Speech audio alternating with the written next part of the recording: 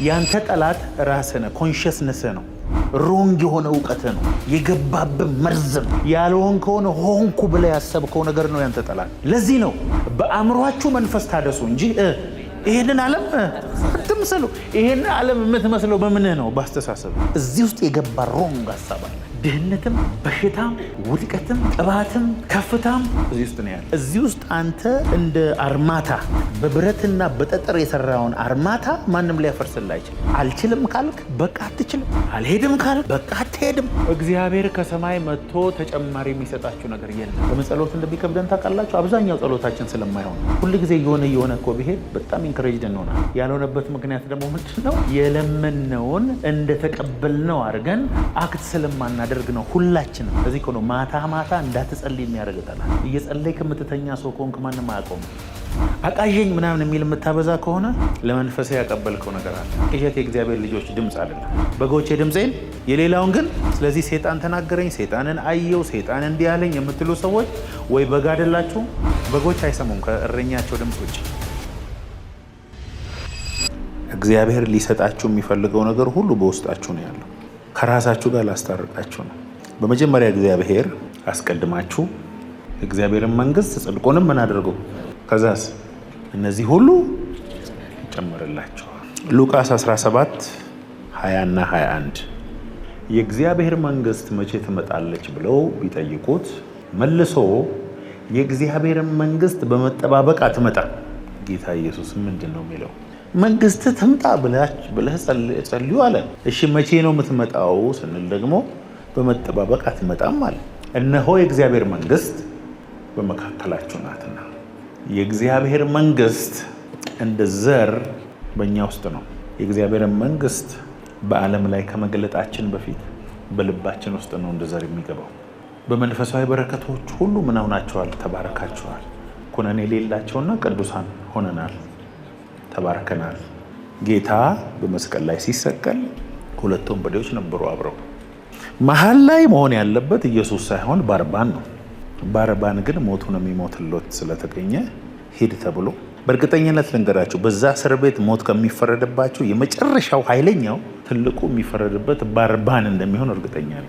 ምክንያቱም ንጉሱ የመጨረሻ የከፋውና ሰዎች የሚጠሉትን ያመጣው ኢየሱስ እንዲፈታ ፈልጎ ስለነበር ሰው ሁሉ የሚጠላውን ያመጣለት።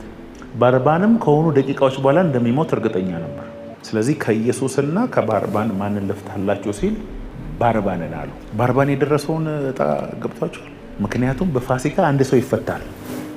ያ የመፈታት እድል ለኢየሱስ እንዲደርሰው ነበር የተፈለገው። ሚስቱ ህልም አይታ ተጨንቋል። ሰውየው መርምሮ ፈትሾ ምን አድርጎ ምንም በደል አላገኘበትም። ስለዚህ ሰዎቹ ባርባንን እንዲመርጡ ብሎ የመጨረሻ የከፋውን ሰውዬ አምጥቶ ከኢየሱስና ከባርባን ማንን ልፍታ ሲል ባርባንን ፍታው። እሺ ይህንንስ ኢየሱስን ምን ላድርግ ሲል ስቀለዋል። ሄዶ ጨበጠው ባርባንን። እኔ ሞትልሃለሁ። አሜን።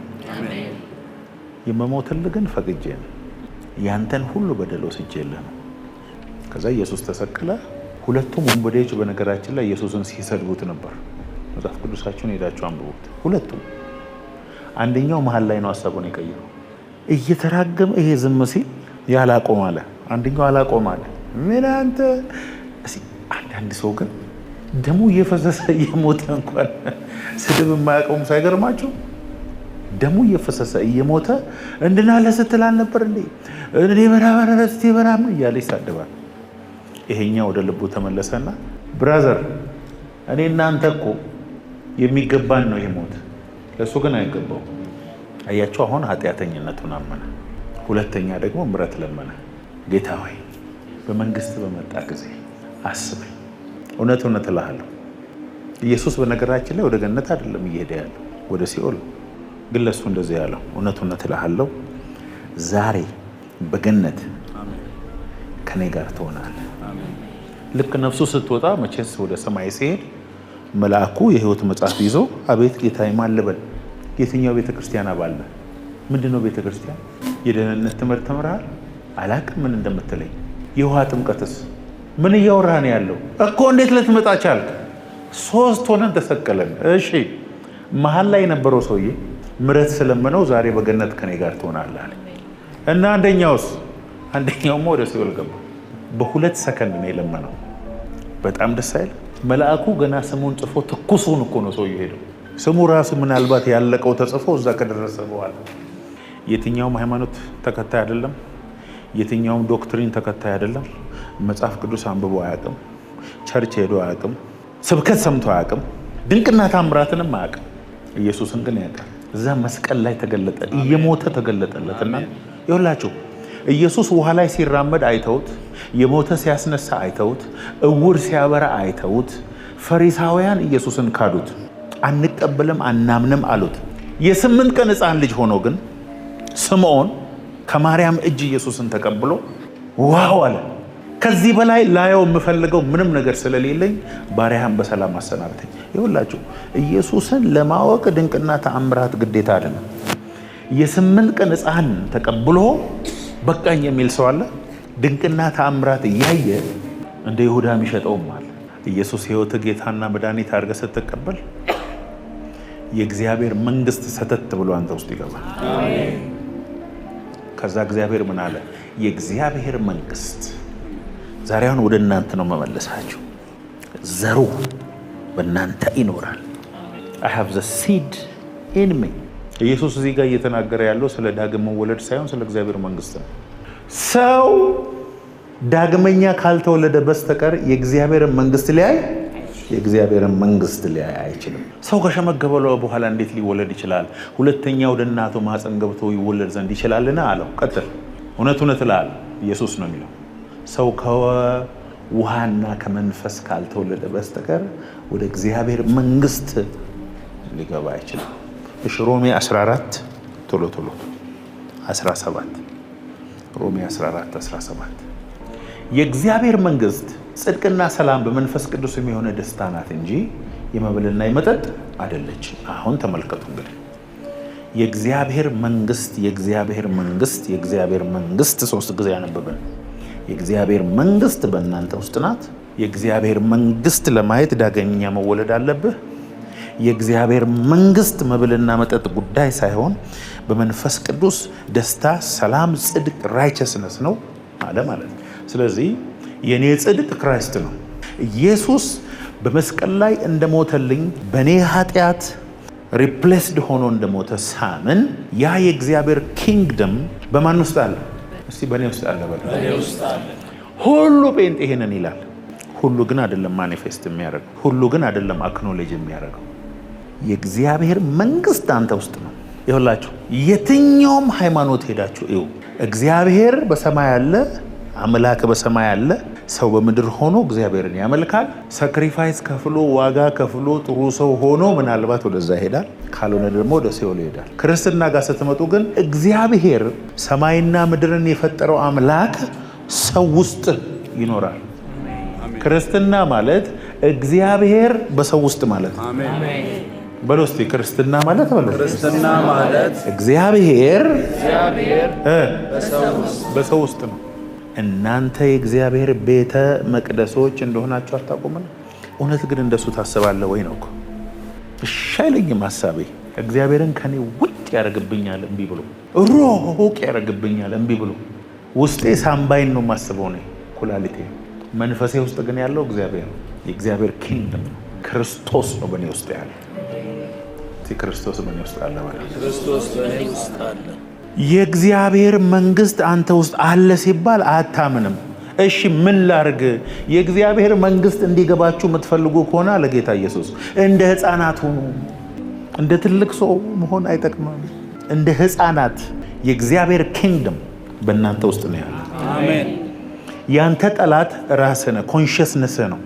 ሮንግ የሆነ እውቀት ነው፣ የገባብህ መርዝ ነው። ያልሆን ከሆነ ሆንኩ ብለህ ያሰብከው ነገር ነው ያንተ ጠላት። ዲቶክሲፊኬሽን ያስፈልገናል። ስፒሪቹዋል ዲቶክሲፊኬሽን አለ። ለዚህ ነው በአእምሯችሁ መንፈስ ታደሱ እንጂ ይሄንን ዓለም አትምሰሉ። ይሄንን ዓለም የምትመስለው በምንህ ነው? በአስተሳሰብ ነው። እዚህ ውስጥ የገባ ሮንግ ሀሳብ አለ። ድህነትም፣ በሽታም፣ ውድቀትም፣ ጥባትም፣ ከፍታም እዚህ ውስጥ ነው ያለ። እዚህ ውስጥ አንተ እንደ አርማታ በብረትና በጠጠር የሰራውን አርማታ ማንም ሊያፈርስልህ አይችልም። አልችልም ካልክ በቃ አትችልም። አልሄድም ካልክ በቃ አትሄድም። ዲቶክሲፊኬሽን ያስፈልጋል። አሁን እንግዲህ እግዚአብሔር ምን አለ መሰላችሁ? እግዚአብሔር ከሰማይ መጥቶ ተጨማሪ የሚሰጣችሁ ነገር የለም። በጣም እምነታችሁን እንደሚያወርድ አውቃለሁ። ይሄንን የለም። ኢየሱስ በመስቀል ላይ ሞተ፣ ከሞት ተነሳ፣ መንፈሱን ሰጠ። ከዚህ በኋላ አስተሳሰብህን በመቀየር ብቻ በመጋዘን ውስጥ ያለውን ነገር ሁሉ መውሰድ ያንተ ፋንታ ነው። የእግዚአብሔር መንፈስ በእኔ ውስጥ አለ። እግዚአብሔር በእኔ ውስጥ አለ። የታል? ሲዱ አለ እኔ ውስጥ። ውሃ ማጠጣት፣ ማሳደግ፣ መግለጥ የእግዚአብሔር ድርሻ አይደለም። ከዚህ ውስጥ እግዚአብሔር እጅህን እስቲ እንደዚህ አድርግ ዘርጋ ብሎ ልብስ አልብሶት የመጣ እዚህ ሰው የለም። ራስህ ነህ ተነስተህ ለብሰህ የመጣው። እስቲ የእግዚአብሔር መንግስት በእኔ ውስጥ ናት በል። የእግዚአብሔር መንግስት በእኔ ውስጥ ናት። እግዚአብሔር እየጠበቀህ ነው። God is really waiting for us። ለዚህ እኮ ነው ስመጣ እንደው እምነት አገኝ ይሆንን ያለው እኮ ጌታ። ለዚህ እኮ ነው በክርስትና ያገኘነው የመጨረሻው ሀብት ክርስቶስ በእኛ ውስጥ መኖሩ ነው። ትልቁ ተአምር ኢየሱስ ከሞት ተነስቶ እኛን ማዳኑ ብቻ ሳይሆን በእኛ ውስጥ ደግሞ መኖሩ ነው። እና ኢየሱስ ማንም ሰው እዚህ ምድር ላይ የማይላቸውን ቃላት ተናግረዋል። ማንም ሰው ወደፊትም ከሱ በፊት በኋላም ከሱ በፊትም ሰው ሊል የማይችላቸውን ነገሮች ብሏል። አይዟችሁ እስከ ዓለም ፍጻሜ እኔ ከእናንተ ጋር። የሀገር ፕሬዚዳንት ሊል አይችልም። ማንም ሰው ሊሆን ላይ ይችላል። ይሄ ብቻ አይደለም። 2ም 3ም ሆናችሁ በተሰባሰባችሁበት በእኔ ስም የትም እኔ በዛ። ምን ማለት ነው? ከኢየሱስ ብቻ በቀር ማንም ይሄንን ሊል አይችልም። ተዋት። እሷ የምትናገረው ነገር አለ፣ እሷ የምታደርገው ነገር አሁን እስከ ዓለም ፍጻሜ በዓለም ሁሉ ዘንድ ይሰበካል። ስለሷ ስለ ማርያም እስከ ዓለም ፍጻሜ ማንም ሊል አይችልም። ይሄ ግን አይደለም የሚገርመው። ይሄን ሁሉ ተአምር ያደረገ ጌታ፣ ይሄንን ሁሉ ዩኒቨርስ በቃሉ የፈጠረ ጌታ፣ የዚህ ሁሉ ዩኒቨርስ ጌታ እግዚአብሔር አሁን አንቺ ውስጥ ነው ያለው። አሜን። ባይዘው ግን ደስ እንደሚለው ብቻ አይደለም እኮ አስፈሪም ነው። የምታደርገውን የምታስቢውን እያንዳንዷን ነገር ከአንቺ ጋር ሆኖ እያሰበ ነው። ለዚህ ነው we have the mind of Christ የሚለው። ያንተ ሐሳብና የክርስቶስ ሐሳብ ከሱ ጋር ሪሌሽንሺፕ በኃይል ባደገ ቁጥር ባንተና በሱ ሐሳብ መካከል ልዩነት እስከማይኖር ድረስ ኢየሱስ ባንተ ውስጥ ሆኖ ያስባል ማለት ነው። በቀላሉ ላስረዳቸው። አንድ አጋንንት ያለበት ሰው መጥቶ እዚህ ቸርች በጌታ በኢየሱስ ስም ውደቅ ስንለው ዋው ብሎ መናገር ይጀምራል። በሰውየው ድምፅ፣ በሰውየው አንደበት፣ በሰውየው እጅ እየተንቀሳቀሰ ማኒፌስት አድርጎ ይናገራል። የሚናገረው ማን ነው? አጋንንቱ። ሰውየው አጋንንቱም ነው ሰውየውም ነው። አንድ ሆነዋል በመንፈስ። በዛ ሞመንት በማኒፌስቴሽን ሞመንት ሰውየውና አጋንንቱ ስንት መንፈስ ናቸው? ስንት መንፈስ ናቸው? እዚህ ብዙ ሚስጥሮችን ያወጣል። እንዲያርጋለሁ፣ እንዲያርጃለሁ፣ እንዲመጥቻለሁ፣ ይኸውልህ አንተ ውስጥ እግዚአብሔር አለ። ማኒፌስት ላድርግያለሁ። ያንተ አእምሮ የኔ አእምሮ ይሆን፣ ያንተ አንደበት የኔ አንደበት ይሆን፣ ያንተ እግር የኔ እግር ይሆን እኮ። ይሄ ዘመን ልንገራቸው የእግዚአብሔር ልጆች መገለጥ ዘመን ነው። አሜን። አክኖሌጅ that Christ is in you። ቆላስያስ 1:26 እና 27 ይህም ቃል ከዘላለም ከትውልዶች ጀምሮ ተሰውሮ የነበረ ሚስጥር ነው፣ አሁን ግን ለቅዱሳኑ ተገልጧል። ለእነርሱም እግዚአብሔር ለአሕዛብ ዘንድ ያለው የዚህ ሚስጥር ክብር ባለጠግነት ምን እንደሆነ ሊያስታውቅ ወደደ። ሚስጥሩም የክብር ተስፋ ያለው ክርስቶስ በእናንተ ውስጥ መሆኑ ነው። Christ in you, the hope of glory። 2 ቆሮንቶስ 4:7 ነገር ግን የኃይሉ ታላቅነት ከእግዚአብሔር እንጂ ከኛ እንዳይሆን የመዝገብ በሸክላ ዕቃ ውስጥ አለን። ሸክላው ማን ነው? የኔ ስጋ ነው። ስጋ የእግዚአብሔር ቤተ መቅደስ ነው። ትሬዠር በእኔ ውስጥ አለ። ዓለም ላይ ካሉ ሀብቶች በሙሉ የሚበልጠው የመጨረሻው ሀብት እኔ ውስጥ ነው ያለው። እግዚአብሔር ቃል እውነት ነው ውሸት? እውነት ከሆነ ይሄ ቃል በዚህ ሸክላ ዕቃ ውስጥ በዚህ ሸክላ ዕቃ ውስጥ የከበረ መዝገብ አለ ይላል እግዚአብሔር ማለት። አንተ በሄድክበት ሁሉ እግዚአብሔር አንተ ውስጥ አለ። ማንም የተጠማ ቢኖር ወደ እኔ ይምጣ፣ የሕይወትንም ውሃ እንዲሁ በነፃ ያለ ዋጋ ይጠጣ።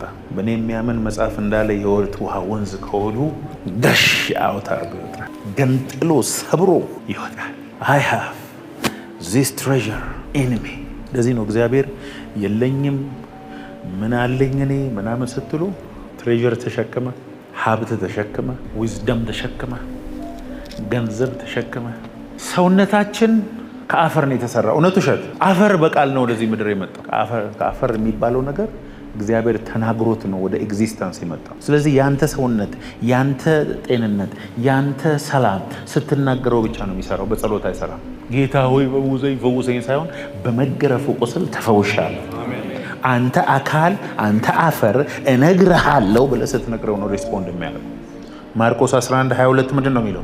ማንም ሳይጠራጠር ይሄንን ተራራ ተነቅለ ወደ ባህር ሂድ ቢል ቢናገር ከአፉ ቢወጣ ይሆንለታል ነው የሚለው። if you don't have any doubt in your heart and say it። አሁን ልቤና አንሳቤና አንደበቴ ሶስት የተለያዩ ነገሮች ስለሆኑ እንጂ አንድ ቢሆኑ ይሆናል ማለት ነው። እንደሱ አድርጎ ነው እግዚአብሔር የፈጠረው። ኳንተም ፊዚክስ አሁን አምነዋል። ኳንተም ኢንታንግልመንት የሚባል ነገር አለ። ሁለት የተለያዩ ኤሌክትሮኖች አንድ አይነት ኢነርጂ ቢሰጣቸውና ቢሊየን ይርስ ቢለያዩ እዚህ ላይ የምታደርገው ነገር እዛኛው ላይ ይሆናል። the same ነው ኢፌክት የሚያደርገው። በክርስቶስ በሰማያዊ ስፍራ በመንፈሳዊ ዓለም ላይ ተቀምጠሃል።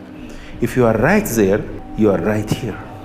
ሐዋርያው ጳውሎስ በክርስቶስ በሰማያዊ ስፍራ በመንፈሳዊ በረከት ሁሉ ተባርካችኋል፣ በእግዚአብሔር አብ ቀኝ አሁን በዚህ ሰዓት ተቀምጣችኋል ብሎናል። when my spirit is right my body must be right። ስለዚህ እሱ ደግሞ የሚሰራው ምንድነው? በአእምሮዬ መንፈስ በመታደስ አእምሮዬ ውስጥ ግን እየተቀጠቅኩት ያለው ነገር እግዚአብሔርን እንዳላምን የሚያደርግ ነገሮችን ብቻ ነው። ለምን ጸሎት እንደሚከብደን ታውቃላችሁ? አብዛኛው ጸሎታችን ስለማይሆን ነው። ሁሉ ጊዜ የሆነ እኮ ቢሄድ በጣም ኢንከሬጅድ እንሆናለን። ያልሆነበት ምክንያት ደግሞ ምንድነው? የለመነውን እንደተቀበልነው አድርገን አክት ስለማናደርግ ነው። ሁላችንም ይኸውላችሁ ይሄንን ውድ መዝገብ ትሬዠር እግዚአብሔር ሰጥቷቸዋል ኦልሬዲ። የሰው ልጅ በጣም ይኸውላችሁ በመንፈሳዊ ዓለምና በፊዚካል ዓለም መካከል ያለው ሰው ብቻ ነው። ሌላ ፍጥረት የለም። እግዚአብሔር በመንፈሳዊ ዓለም ነው ያለው፣ እዚህ ፍጥረት ውስጥ የለም። ሰይጣንም መላእክትም በመንፈሳዊ ዓለም ውስጥ ነው ያሉት። እንስሳት ፍጥረታዊ ብቻ ናቸው። ፕላኔቶችና መሬት ፍጥረታዊ ብቻ ናቸው። ሰው ብቻ ነው በሁለቱ መሀል ያለው። የፍጥረት ናፍቆት አንተ በክርስቶስ የሆንከውን አውቀ የእግዚአብሔርን ኃይል እንድታመጣላቸው። የፍጥረት ናፍቆት እኔ ነኝ በሉ ከጎናችሁ ላይ። የፍጥረት ናፍቆት እኔ ነኝ። እግዚአብሔር ይሄ ነገር ለአንድ ሰው እንዲገባ በኢየሱስም ዛሬ ጸልያለሁ። ለኔም እንደተለየ ሁኔታ ሆኖ እንዲገባኝ፣ ለበሽታ ፈውስ፣ ለችግረኛ ገንዘብ፣ ለግራም ለመጋባት ለኮንፊውዥን ሰላም የሚሰጥ ሰው ነው ሀብታም ሰው። ገንዘብ በሉት ቅባት በሉት ኢነርጂ ስለሆነ ፓወር ስለሆነ እናንተን ለቆ ወደ ሌላ ማሄድ ከሆነ ተጨማሪ አይመጣም። በሰጠ ቁጥር ካፓሲቲ እየጨመርክ ነው የምትሄደው። ባገለገልክ ቁጥር ባፈሰስክ ቁጥር እዚህ ውስጥ ኃይል አለ። አሜን። ሐስቡ ማታ ማታ ስተኙ ቴታ ሬልም ላይ ዌቭ ላይ ግቡ። ለዚህ ነው ልተኙ አካባቢ ነው ሰመመን ውስጥ ነው ህልም የምታዩት። ለምን ብሬናችሁ ከኮንክሪትነት ወደ ለስላሳነት ወደ ህፃን ብሬን እየሆነ ስላለ ያን ጊዜ ቪዥን ማየት ትችላለ። ለዚህ ነው ስተኛ አካባቢ ዲመን የሚዋጋ ቀኑን ሙሉ የበደሉ ሰዎች በጠቅላላ ብቅ የሚሉት። ስለ ራስ ኔጌቲቭ ነገር ማሰብ የምትጀምረው ልትተኛ አካባቢ ነው። መጽሐፍ ቅዱስ ምን ይላል? ሰውየው ተኛ፣ ገበሬው ጠላትም መጥቶ በተኛበት ዘርዘራበት። ጌታም መጥቶ ልንቀለው ሲል አይተው በቃ አሁንማ በእንቅልፍ ሰዓት የተዘራን ነገር መንቀል አይቻልም ይደጋለው። ስለዚህ እኮ ነው ማታ ማታ እንዳትጸልይ የሚያደርግ ጠላት። እየጸለይክ የምትተኛ ሰው ከሆንክ ማንም አያቆም። አቃዠኝ ምናምን የሚል የምታበዛ ከሆነ ለመንፈስ ያቀበልከው ነገር አለ። ቅዠት የእግዚአብሔር ልጆች ድምፅ አይደለም። በጎቼ ድምፄን የሌላውን ግን። ስለዚህ ሰይጣን ተናገረኝ፣ ሰይጣንን አየው፣ ሰይጣን እንዲህ አለኝ የምትሉ ሰዎች ወይ በግ አይደላችሁ። በጎች አይሰሙም ከእረኛቸው ድምፅ ውጭ። ሉቃስ 10:19 እባብና ጊንጡን ትረግጡ ዘንድ በጠላት ኃይል ሁሉ ላይ ስልጣንን ሰጥቻቸዋለሁ፣ የሚጎዳቸው ምንም የለም። በስመ አብ። ይሄ በጣም ነው የሚገርመው። nothing shall by any means hurt you ነው የሚለው። በምንም አይነት መንገድ መርዝም ቢሆን የሚገድል ነገር ቢሆን ምንም ነገር በምንም አይነት ሁኔታ ሊጎዳችሁ አይችልም። that is the power you have። ኤፌሶን 2:6 በሚመጡ ዘመናት በክርስቶስ ኢየሱስ ለኛ ባለው ቸርነት ከሁሉ የሚበልጠውን የጸጋውን ባለጠግነት ያሳይ ዘንድ ከእርሱ ጋር አስነሳ። በክርስቶስ ኢየሱስ በሰማያዊ ስፍራ ከእርሱ ጋር አስቀመጠ። ጸጋው በእምነት አድኗቸዋል። ይህም የእግዚአብሔር ስጦታ እንጂ ከእናንተ አይደለም። እሺ ታዲያ የኔ ጠላት ማን ነው? የኔ ጠላት እኮ አስተሳሰቤ ነው። ሰይጣን ከሀሳቤ በስተቀር እኔን የሚዋጋበት ምንም ነገር የለም። በምን ይዋጋኛል ነገር ሰይጣን? እግዚአብሔር በእኔ ውስጥ እንዳለ፣ እግዚአብሔር መንግስት በእኔ ውስጥ እንዳለ፣ እግዚአብሔር ኃይል በእኔ ውስጥ እንዳለ ሙሉ በሙሉ ያመንኩ ቀን በቃ እኮ አለቀ እኮ። ክርስቶስ በእኔ ውስጥ እንዳለ የእምነቴ መጠን በጣም እያደገ ወደ ኮንክሪትነት እየተቀየረ ከመጣ እኮ በዚህ ምድር ላይ የምፈልገው ምንም ነገር የለም። ከቅዱሳን ሁሉ ጋር ስፋቱ፣ ርዝመቱ፣ ከፍታው፣ ጥልቅነቱ ምን ያህል እንደሆነ ከመታወቅ የሚያልፈውን የክርስቶስን ፍቅር ለማወቅ ትበረቱ ዘንድ እስከ እግዚአብሔር ፍጹም ሙላት ደርሳችሁ። መቼ? ክርስቶስ በእምነት በልባችሁ ሲኖር። ክርስቶስ በእምነት በልባችሁ እንዲኖር የእናንተ ስርና መሰረት በፍቅር እንዲጸና። አብዛኛው የምናስበው ሀሳብ የኛ የሚመስለን ሀሳብ የሰይጣን ሀሳብ ነው። ሀሳቡን መግራት የሚችል ሰው፣ ሀሳቡን ኮንትሮል ማድረግ የሚችልን ሰው ሰይጣን በምንም መልኩ ሊያገኘው አይችልም። እግዚአብሔር ሆይ ሀሳባችንን ለእኛ አሳልፈ ስጠን። እዚህ ነው እግዚአብሔርን ስትወድ፣ እግዚአብሔርን ስትፈልግ፣ እግዚአብሔርን ስትራብ የእሱ ማኒፌስቴሽን በህይወት ላይ እየጨመረ የሚሄደው አስተሳሰብ እግዚአብሔር እየሆነ ስለሚሄድ እግዚአብሔርን ውስጣችሁ ያስገብታችሁ አስቡ። አብራችሁ ስትራመዱ አስቡ። በእናንተ ውስጥ ሆኖ ስራ እንደሚሰራ አስቡ። ነገሮች ሁሉ ከሌላው ጊዜ የተለየ ይሆናል። ገላትያ 2:20 ከክርስቶስ ጋር ተሰቅያለሁ፣ እኔም አሁን ሕያው ሆኜ አልኖርም፣ ክርስቶስ ግን በእኔ ይኖራል። አሁን በሥጋ የምኖርበት ኑሮ በወደደኝና ስለ እኔ ራሱን በሰጠው በእግዚአብሔር ልጅ ላይ ባለ እምነት የምኖረው ነው። ኖ ሎንገር አይ በት ክራይስት ሊቭስ ኢን ሚ። እኔ የለሁም፣ እኔ በቃኝ፣ እኔ ለእኔ ጠላት ነው፣ እኔን ሰቅየዋለሁ። እናስ አሁን በእኔ የሚኖረው ክርስቶስ ፍሪሊ እንዲኖር ክርስቶስ በአንተ ውስጥ እንዳለ እመና። በአንተ ውስጥ እንዳለ ባመንክ መጠን እሱ ይገለጣል። በእኔ ውስጥ የእግዚአብሔር ክብር አለ በለው። I have Christ in me በለው እስቲ ባካችሁ። እስቲ ክርስቶስ በእኔ ውስጥ ነው በለው። እኔ በእጅ በተሰራ ቤት ከዚህ በኋላ አልኖርም አለ ሕዝቅኤል 37 ላይ። ከዚህ በኋላ የምኖረው በእነሱ ውስጥ ነው፣ ሕግን የምጽፈው በልቦናቸው። ከዚህ በኋላ ማንም ሰው እኔን እንዲያውቅ ሰው አያስተምርም፣ ሁሉም ያውቁኛል፣ በእነሱ ውስጥ እኖራለሁ አለ ጌታ። I am the tabernacle of God. I am the walking glory of God. ኢሳይያስ 40:31 እግዚአብሔርን በመተማመን የሚጠባበቁ ኃይላቸውን ያድሳሉ፣ እንደ ንስር በክንፍ ይወጣሉ፣ ይሮጣሉ፣ አይታክቱም፣ ይሄዳሉ፣ አይደክሙም። ከየት መጥቶ መዝሙር ምዕራፍ 1 ከቁጥር 1 እስከ 3 ደግሞ በውሃ ፈሳሾች ዳር እንደተተከለች ቅጠሏ እንደማይረግፍ ፍሬዋን በየጊዜዋ እንደምትሰጥ ዛፍ ይሆናል። የሚሰራ ሁሉ ይከናወንለታል። ከውስጡ የሚፈስ ነገር ስላለ ማለት ነው።